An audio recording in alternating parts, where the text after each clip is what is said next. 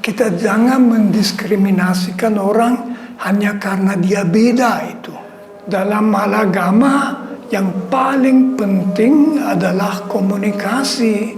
Jadi Indonesia begitu gampang kita bisa silaturahmi. Terima saja orang seadanya, lalu kita bangun hubungan positif.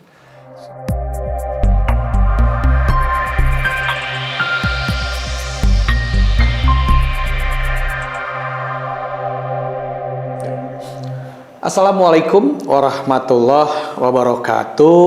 Hari ini Log is Files by H.A. Nasution, episode pemimpin yang fenomenal dan monumental. Alhamdulillah hari ini saya diperkenankan untuk bersilaturahim dengan tokoh penjunjung toleransi, yaitu Profesor Dr. Frans Magnus Suseno SJ.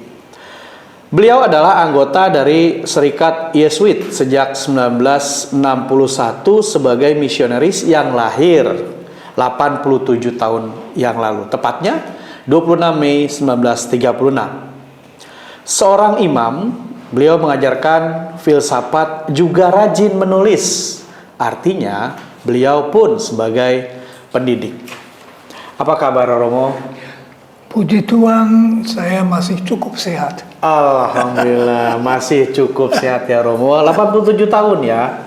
87 tahun. 87 ya. tahun. Ini tempat sehari-hari Romo di sini atau hanya mendidik saja tempat ini? Saya sebagai guru besar purnawirawan, masih punya kantor di sini.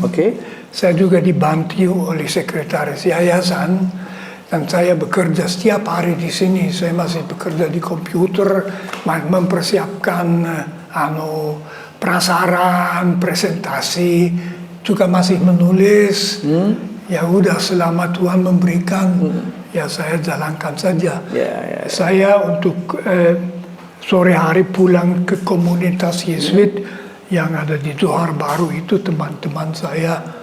Di mana kami 20 orang hidup dalam suatu asrama bersama. Artinya Romo pun istirahat di sini? Tidur, tinggal gitu? Enggak? Tidak. Saya istirahat di rumah, tapi tidur siang saya di sini ya. Ada di kantor saya saja sedikit, karena saya sudah orang tua. Tadi Romo bilang ada 20 teman-teman Yesuit di Johor Bahru. Itu Yesuit yang dari awal atau pergantian? Bukan, di situ tempat saya ada beberapa kawan saya lama, kami dalam dari tahun 1961. Itu sangat dekat. Mereka juga dosen dan profesor di Sekolah Tinggi Filsafat Triakara ini. Lalu kami punya 8 yang namanya frater, itu calon pater, calon Romo yang studi di sini. Jadi mereka studi ke kami, komunitas, dengan ada yang studi dan ada yang mengajar. Mereka juga kuliah di sini. Ya. Yang kuliah di sini itu background keimanannya apa, Romo? Islam, Kristen, ada semua di sini? Sebetulnya mahasiswa STF itu dari segala latar belakang kami terima. Banyak di S1 itu calon pastor, calon imam Katolik. Tetapi ada juga yang Protestan, ada yang Islam. Di Pasca Sarjana ini program magister dan program doktor, saya kira sekitar 30% mahasiswa itu orang Islam. Ya. Ada kendala nggak Romo ketika orang Islam yang 30% tadi dalam berkomunikasi atau bersosialisasi dengan lingkungan di sini? Enggak, sama sekali tidak ada. Apa yang dikedepankan? Saya malah kadang-kadang waktu masih mengajar, sekarang masih sedikit mengajar, saya tidak tahu persis itu dia Katolik atau Islam atau Protestan. Pokoknya kita bicara masalah yang saya ajukan itu. Apa yang dikedepankan di lingkungan sekolah ini, Romo? Ya tergantung.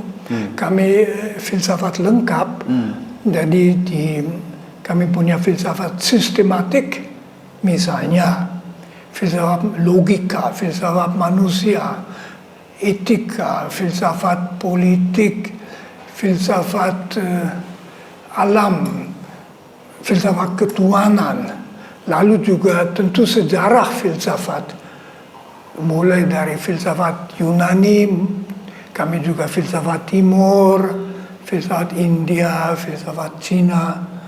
Saya sendiri menulis buku mengenai etika Jawa. Etika Jawa ya? Ya, juga satu buku mengenai bayang. Itu pun ya saya tidak ngajar itu lagi. Tetapi itu semua termasuk filsafat. Dan dalam suatu kurikulum diajukan. Masih ingat Romo, berapa tulisan Romo sampai dengan saat ini? Masih ingat, Saya ya? tahu, saya tentu tahu. Oh. Saya sampai sekarang ada 44 buku. 44 buku. Dan sekitar... Pertama kali menulis tahun berapa, Romo? Buku saya yang pertama adalah 2. Sekaligus terbit yang satu itu Etika Umum. Tahun berapa tuh, Romo? Indonesia tahun 75, dan Tahun pada 75. tahun itu juga muncul disertasi saya di Jerman mengenai Karl Marx dalam bahasa Jerman, buku agak tebal itu, di penerbit Alber, penerbit baik di Jerman. Dia lalu jalan lewat Canisius, lewat Gramedia Pustaka Utama, lewat buku Kompas.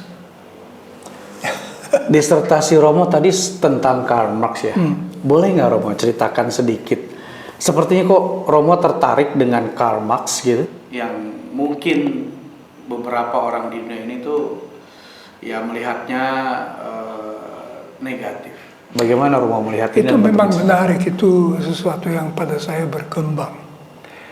Saya studi filsafat sebagai Yesuit di Jerman selama 3 tahun, tahun 57 sampai tahun 60. Juga filsafat pada umumnya, tempat kami kolese itu besar. Di situ juga ada kelompok yang dibina oleh seorang profesor yang namanya Ost Akademie, Akademia Timur. Maksudnya Timur itu Timur Komunis, di mana kami pelajari, mereka yang mau ikut, saya termasuk mungkin 20 orang yang tertarik mempelajari komunisme. Mengapa kami pelajari komunisme? Karena kami Yesuit punya prinsip, kami harus tahu bagaimana musuh berpikir. Komunisme dianggap sebagai musuh dan ancaman terbesar kepada gereja Katolik dan lebih dari itu juga. Dan selalu ada beberapa Yesuit yang termasuk tokoh di dalam penulisan tentang Marx. Nah, di situ saya pertama kali mempelajari Marx, mulai mempelajari Lenin, belajar bahasa Rusia dan sebagainya. Saya lalu pikir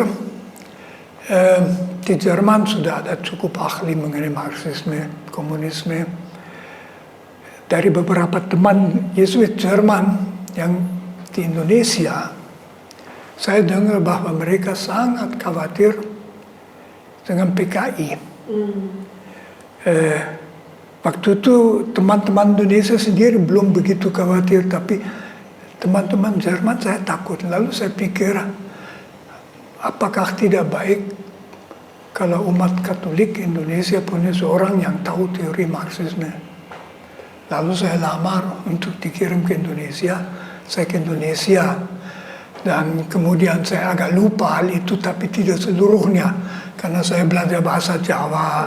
Saya terpesona dengan budaya Jawa, terus terang saja terpesona dan macam-macam masalah. Tetapi saya toh juga misalnya seorang teman Yesuit juga, Romo Chauvigny de Blot, sudah lama meninggal, belum begitu lama, pastor mahasiswa. Dia waktu saya di Jogja minta, Franz, kamu coba pelajari sedikit komunisme Indonesia apa memang beneran komunisme. Lalu saya mulai belajar, membaca buku-buku Aidit, PKI dan sebagainya. Waktu saya selesai menulis sesuatu sekitar 50 halaman, tidak pernah saya publikasikan.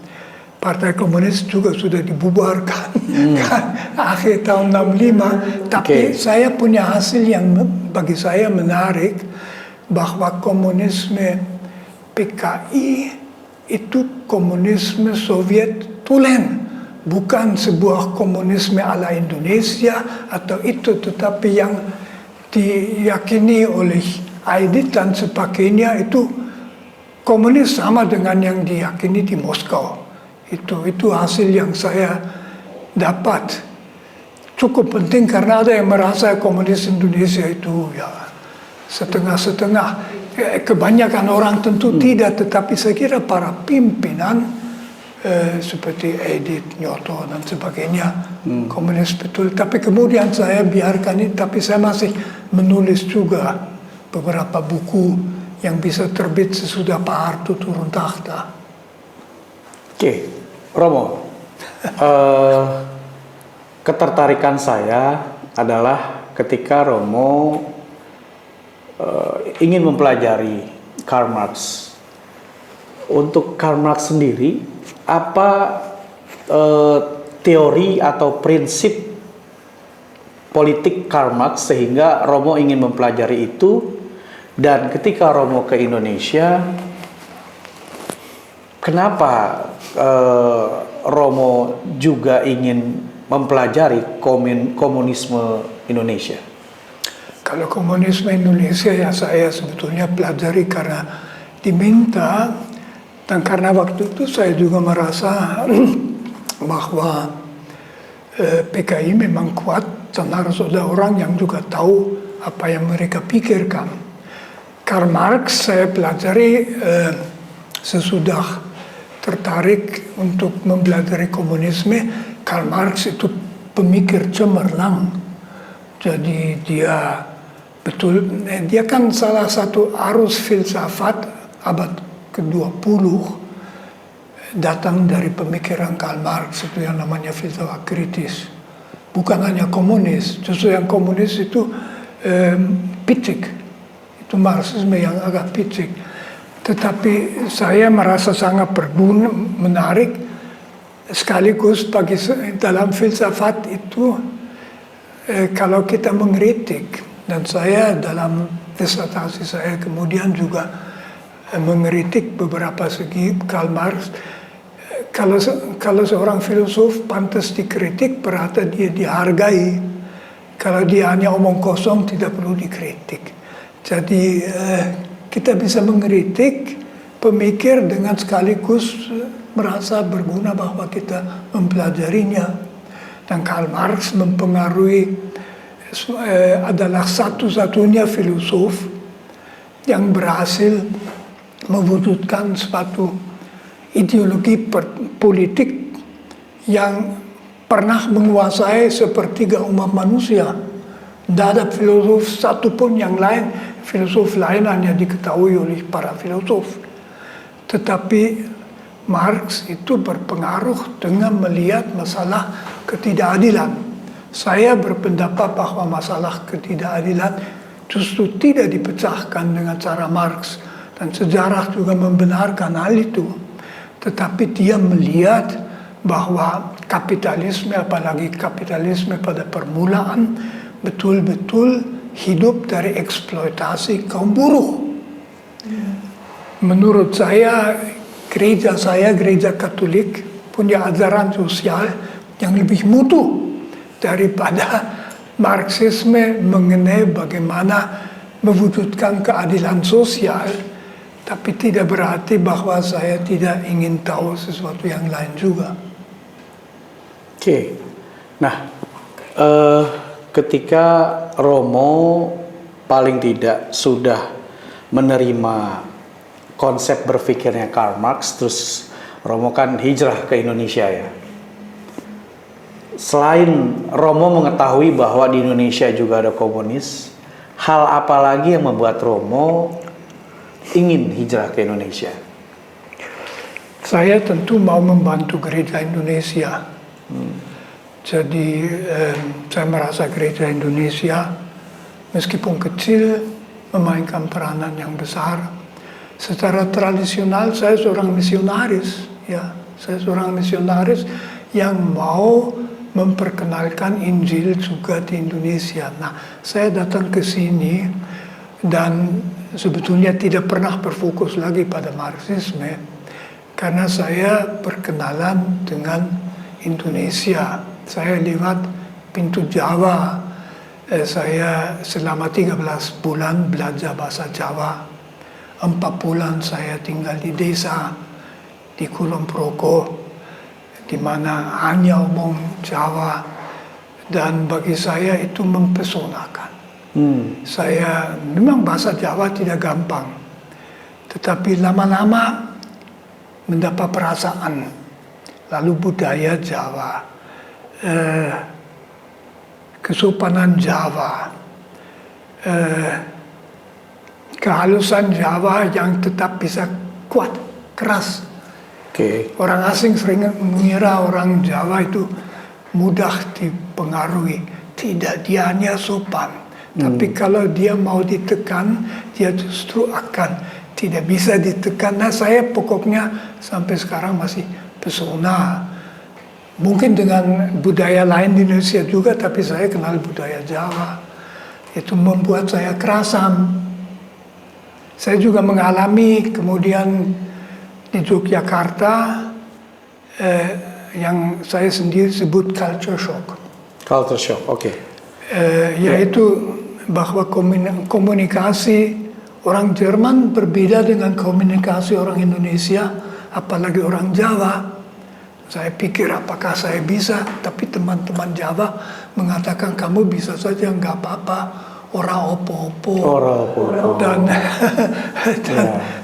Dan saya berpendapat orang yang mau tinggal di sini dan tidak mengalami culture shock itu malah kurang cocok karena tidak merasa bahwa ada perbedaan. Oke. Nah, saya ambil penjelasan Romo tadi. Culture shock itu masih ada nggak Romo saat ini dan apakah akan terus berlangsung culture shock itu? Nah, itu selama beberapa bulan lalu saya mulai kok bisa juga, dan saya merasa kerasan di dalam budaya-budaya Indonesia itu berat. Kalau tidak nggak bisa komunikasi tuh. Jadi saya merasa happy di sini dan tidak ada pengalaman shock itu.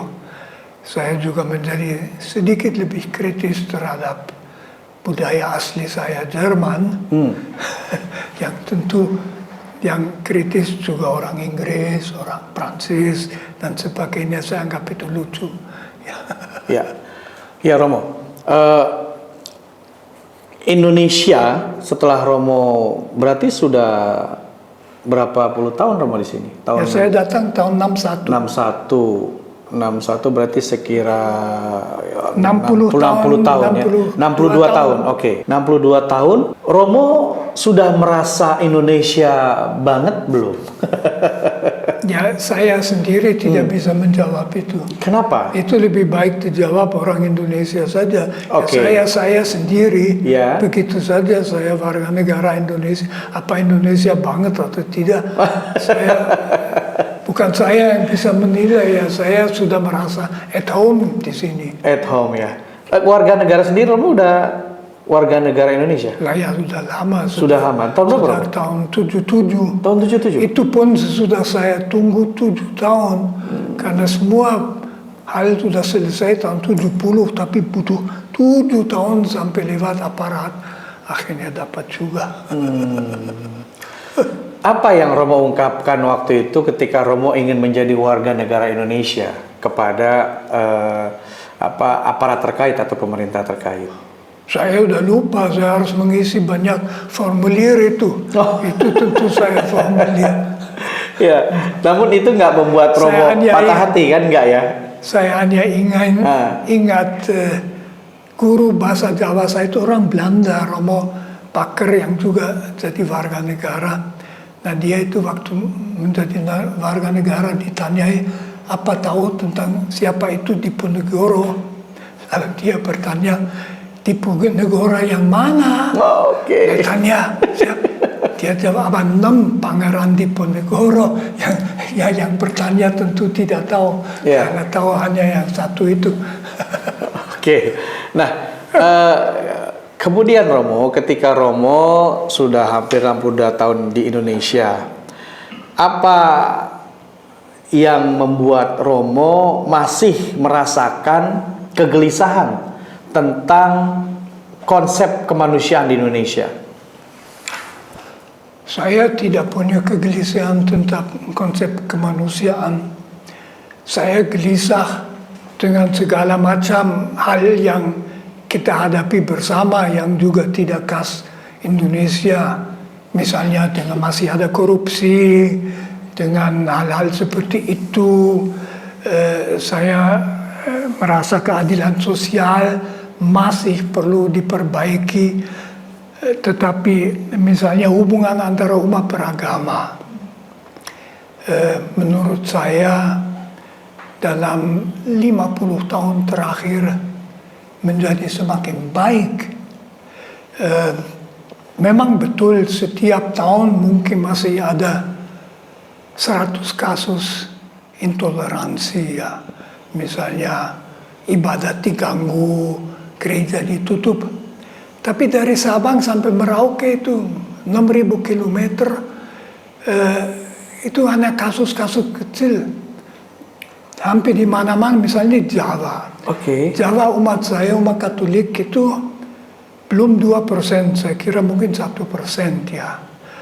Mereka hidup, berkomunikasi, bekerja, beribadat tanpa kesulitan apapun dan tanpa rasa takut. Orang Kristiani di Indonesia tidak merasa takut. Jadi, lalu saya juga mengalami bahwa misalnya hubungan kami Katolik dengan terutama dengan Islam, dengan NU dan dengan Muhammadiyah semakin dekat. Tentu ada juga tokoh-tokoh dari Katolik itu, tokoh Romo Mangun, almarhum, tentu lalu Nurholis Majid, teman saya sejak lama.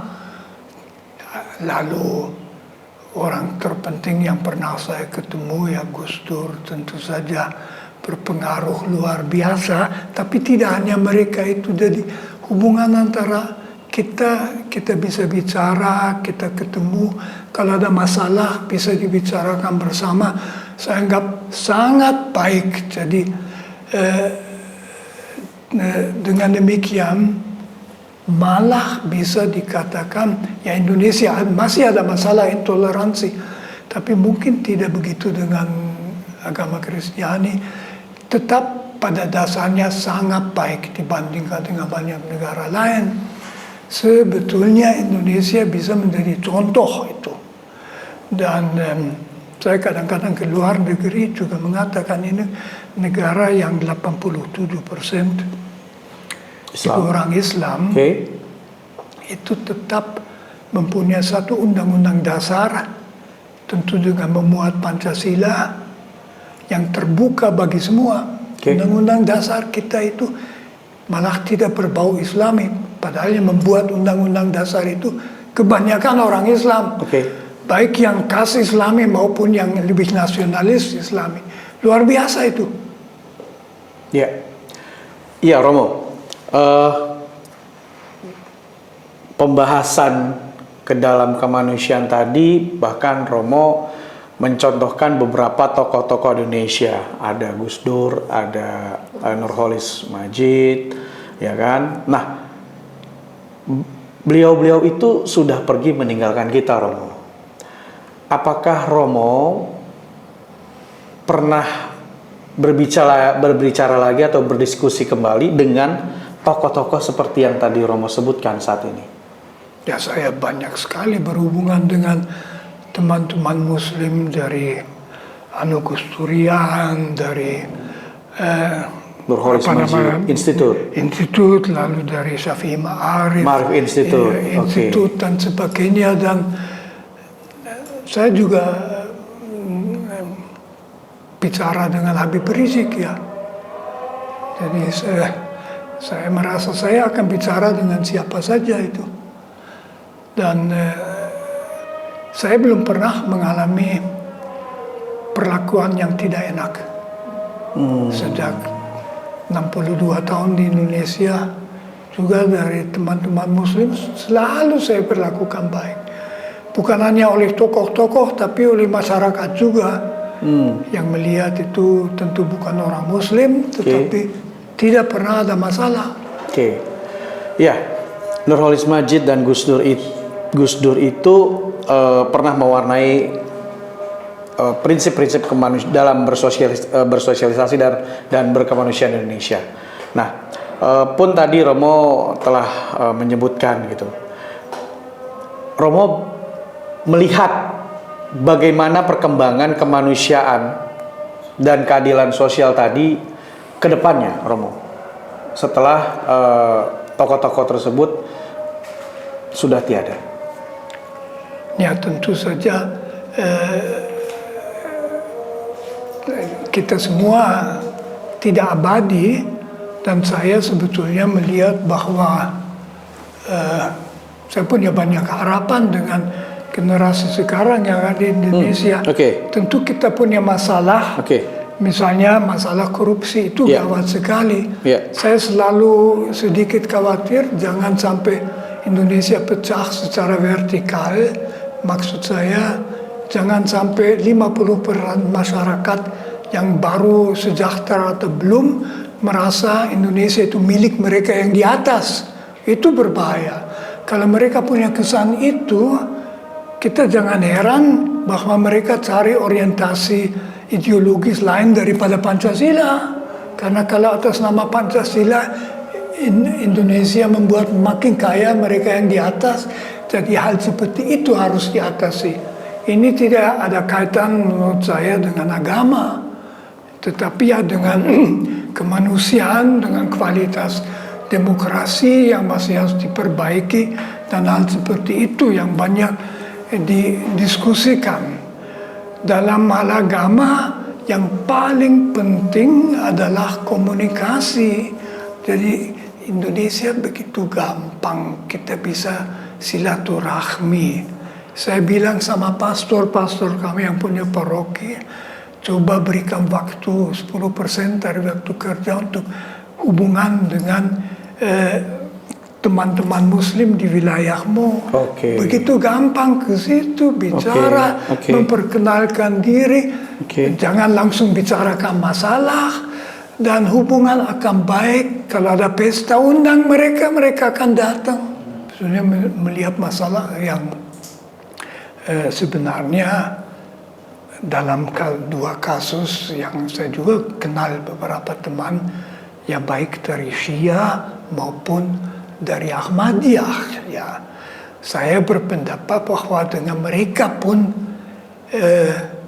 harus ada toleransi. Mungkin mereka itu berbeda, tetapi mereka pun harus dapat hidup dengan aman dan beribadat dengan aman di antara kita. Jadi orang boleh beribadat, harus bisa beribadat sesuai dengan yang dia yakini. Dan kita mungkin mengatakan, ya ini kami tidak sependapat dengan ini, akan tetapi kami menghormati. Dan kalau kami Katolik dengan Islam sudah bisa baik dengan Protestan juga, mengapa dengan dua itu tidak bisa baik juga itu? Tanpa mengatakan tak ada perbedaan, mungkin ada perbedaannya.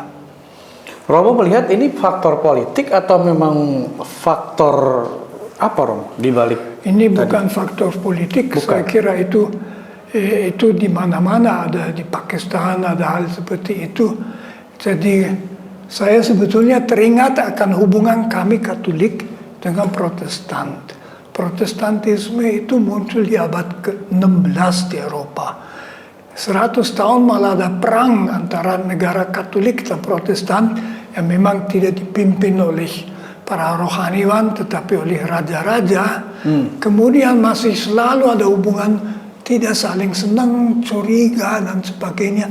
Itu baru berakhir kita sejak 80-60 tahun yang lalu. Sekarang hubungan kami itu baik, kami berbeda dalam beberapa hal, tetapi kami saling menerima, saling berkomunikasi baik sekali, dan juga mengerti bahwa dalam hal hakiki Kristiani kami sependapat itu.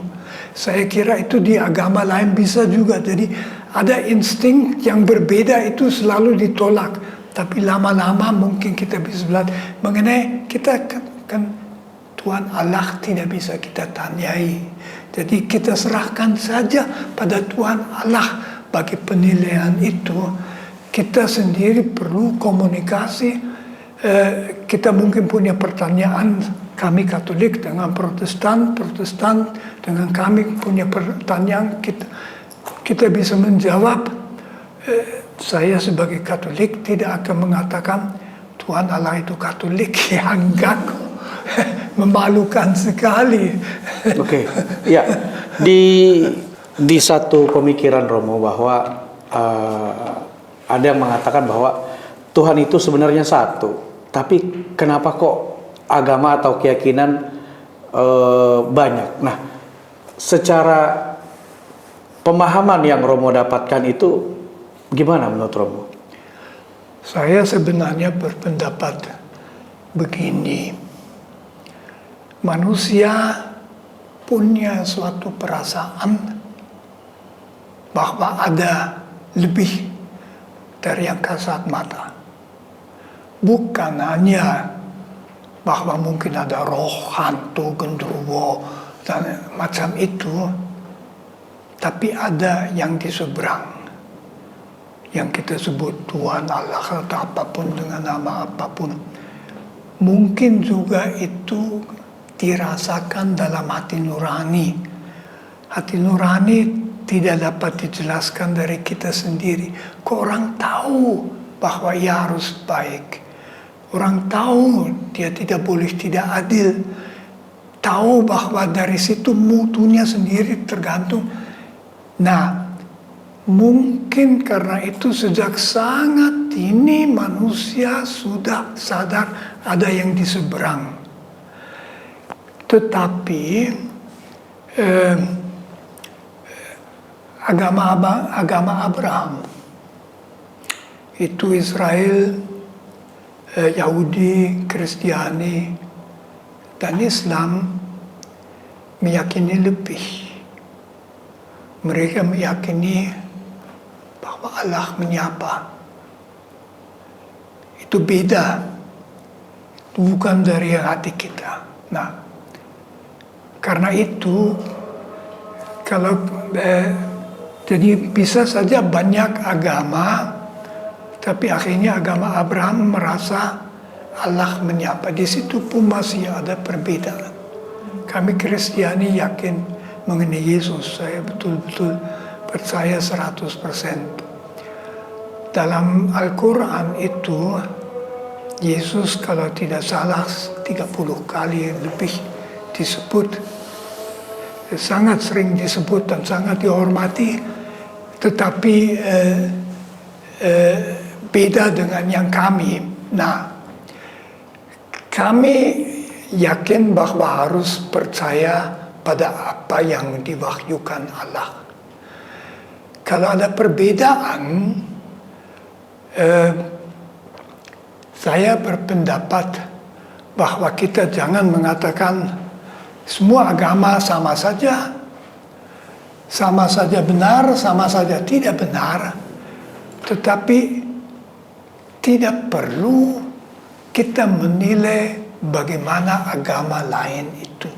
Itu urusan Tuhan. Pernah kita akan melihat itu. Dan bahwa antara Kristiani dan Islam ada perbedaan juga mengenai wahyu. Islam ada Al-Quran. Kami yakin itu Yesus sendiri. Dalam Yesus Tuhan sendiri datang kepada kita. tidak perlu bertanya mana yang dari kita benar, bukan urusan kita. Kita membawa kalau bisa kebaikan kita masing-masing. Kita melihat bahwa dalam banyak hal ajarannya kok sama. Misalnya bahwa Allah adalah kasih, Allah adalah Maha Pengampun, Allah adalah rahmat dan sebagainya. Kita bisa mengetahui bahwa seharusnya agama tidak pernah membuat takut. Tidak boleh agama membuat takut siapapun. Kalau ada perbedaan ya kita terima saja. Karena saya yakin itu juga ajaran Katolik bahwa Tuhan membuka surga bagi semua manusia. Tidak hanya bagi orang dari agama saya.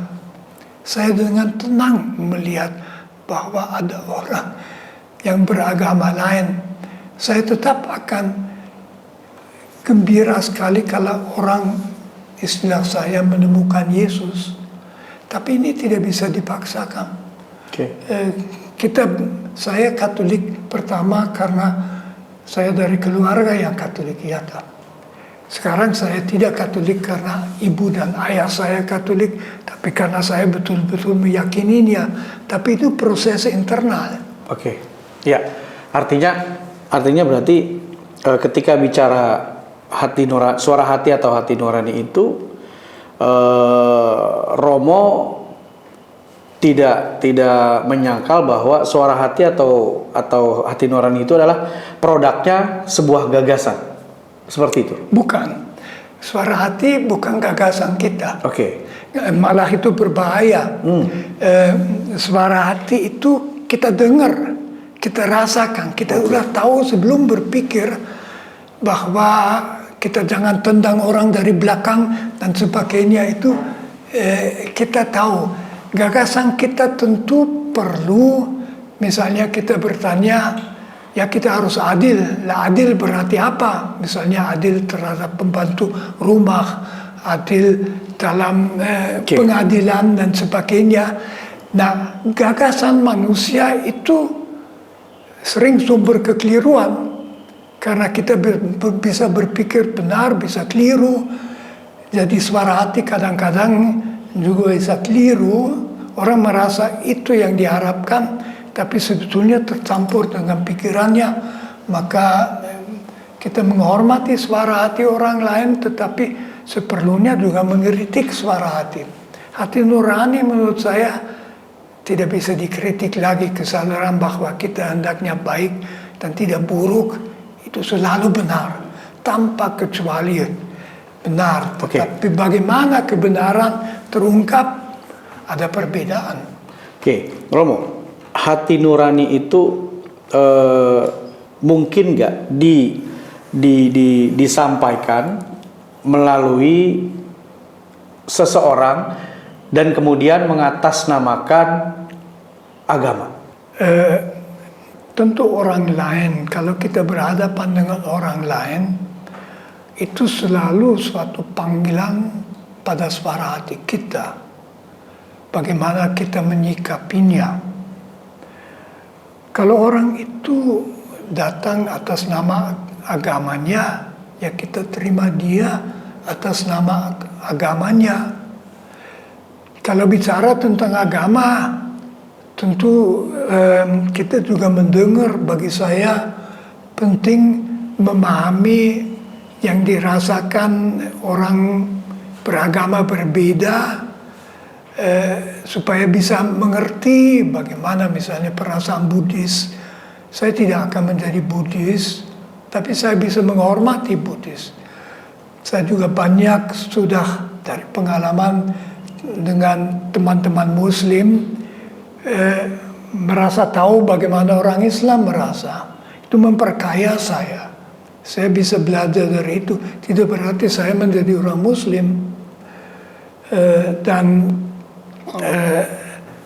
Dengan demikian, itu misalnya Paus Fransiskus karena itu begitu penting membangun hubungan dengan agama-agama lain, persahabatannya dengan Al-Tayyib, Imam besar Al-Azhar dan sebagainya. Nah, kok bisa dua orang seperti itu bersahabat? Itu menarik.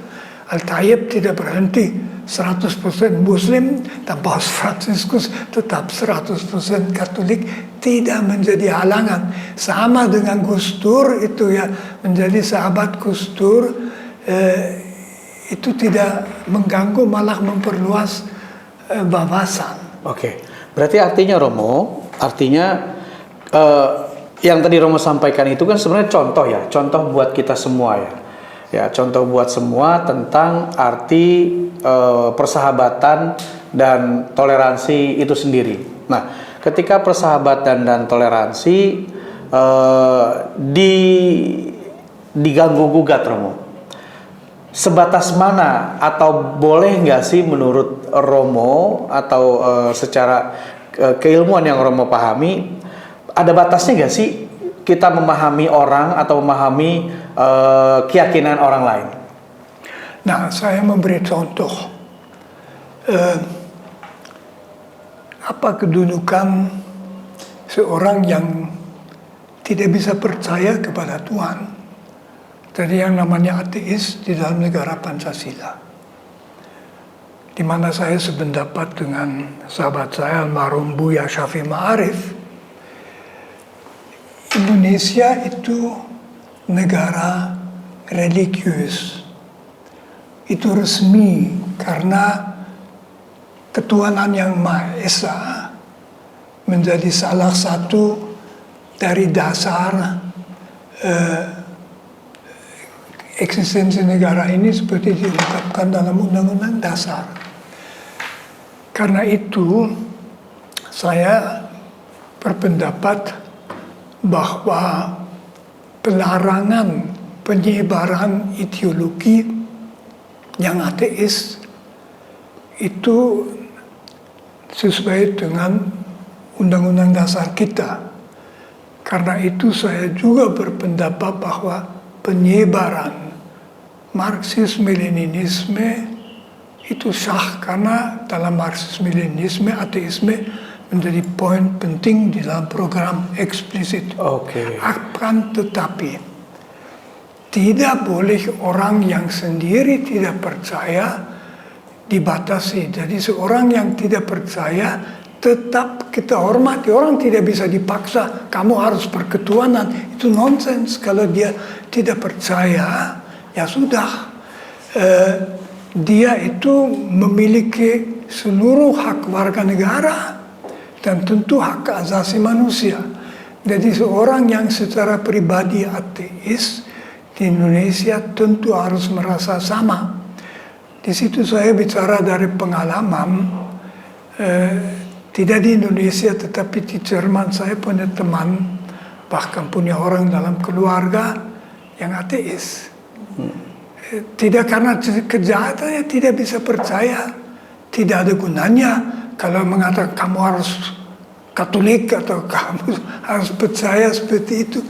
Saya menghormati, yang penting kalau mereka itu orang yang integer, yang bisa dipercayai, yang positif. Saya yakin bahwa mereka akan mengalami surprise besar pada saat pintu hidup itu tutup. Berarti pintu sana terbuka. Ya, Romo. Sebetulnya saya ada contoh. Silakan. Contoh itu di stasiun Paddington. Di stasiun? Paddington. Paddington. Ada sebuah pilar besar dari beton.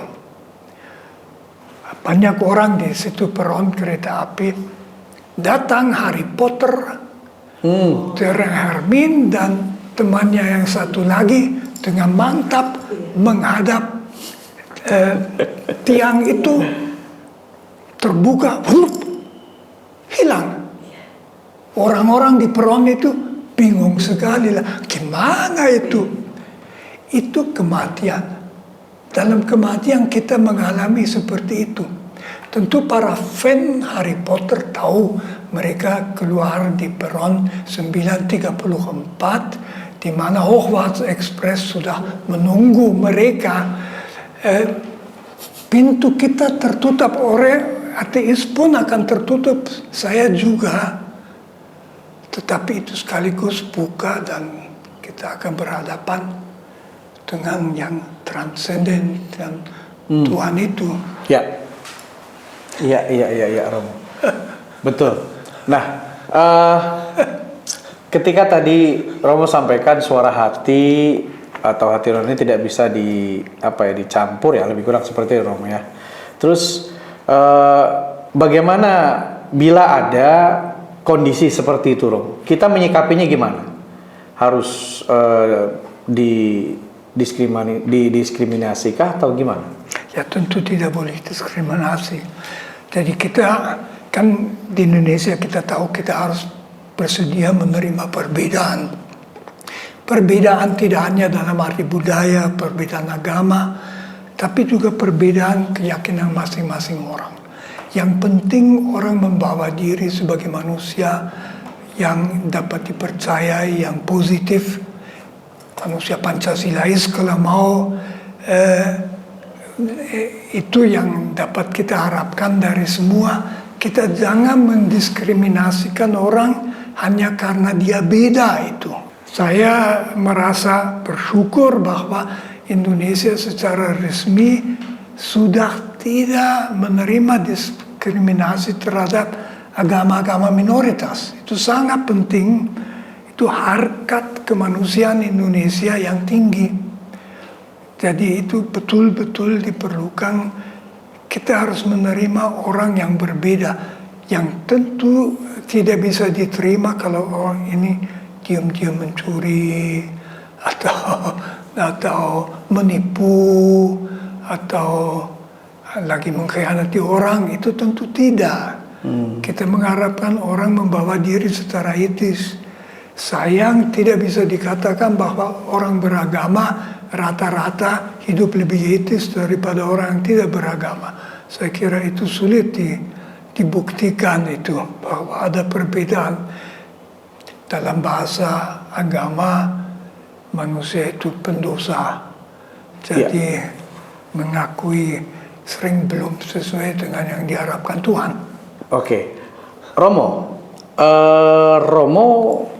dalam menempatkan antara kemanusiaan dan agama itu bersama-sama atau saling atas dan bawah? Saya tidak menempatkan begitu. Kita kan mulai sebagai manusia, pujilah Tuhan kalau ada orang beragama, ya. Bagi saya justru menjadi pertanyaannya, tidak di Indonesia, bagaimana terhadap orang yang tidak lagi beragama bisa membuka wawasan kemanusiaan, bukan wawasan ketuhanan. Okay. Kemanusiaan itu dia mungkin sudah punya. Banyak orang di Jerman sekarang kelompok terbesar adalah orang tidak beragama. Yang kedua Katolik, yang ketiga Protestan, yang keempat Islam. Itu agak bagi saya mengejutkan. Saya tidak di Jerman. Dikata di Jerman, saya sebagai orang Kristiani akan merasa terdorong bagaimana pada mereka saya bisa buka hati pada Tuhan. Itu tidak bisa dengan jari, begini kamu harus begitu. Tidak bisa. Kita harus meyakinkan bahwa orang beragama itu bawa kasih. Itu menurut saya itu cara untuk meyakinkan. Nah, berarti bagaimana melihat antara Jerman dan Indonesia, Romo? Ya beda sekali itu. Yang pertama kan tadi Romo bilang bahwa yang tidak berketuhanan lebih besar gitu kan di Indonesia. Bedanya itu sering disebut tidak hanya Jerman, Eropa terkena sekularisasi. Sekularisasi berarti bahwa orang bisa juga menghayati kemanusiaan tanpa acuan pada Tuhan. Indonesia itu sekularisasi masih sangat terbatas dan belum tentu akan tersekularisasi. Jadi bagi Indonesia orang yang tidak percaya pada Tuhan itu mungkin malah mengagetkan kalau dia mendengar itu, wah gimana itu. Di Eropa itu bisa terjadi bahwa orang dekat tidak percaya. Saya kenal tidak banyak orang Jerman di sini lagi. Saya tidak tahu mereka beragama atau tidak pernah muncul. Oke. Romo, terakhir Romo, silahkan Romo menyampaikan kepada loggers ya, sebutan dari viewers Log News TV, bahwa bagaimana menempatkan seseorang dalam kemanusiaan dan agama dan sebuah persatuan Indonesia Raya. Silakan Romo.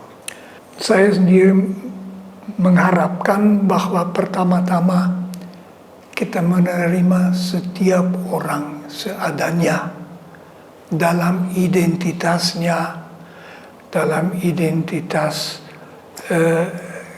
kultural, etnik, agama, dalam identitas jenis kelamin dan sebagainya. Terima saja orang seadanya, lalu kita bangun hubungan positif. Sebagai orang beragama, yang pertama barangkali bukan kita menilai orang lain dari agama itu, tetapi mencoba membawa pesan keagamaan, dan itulah kebaikan.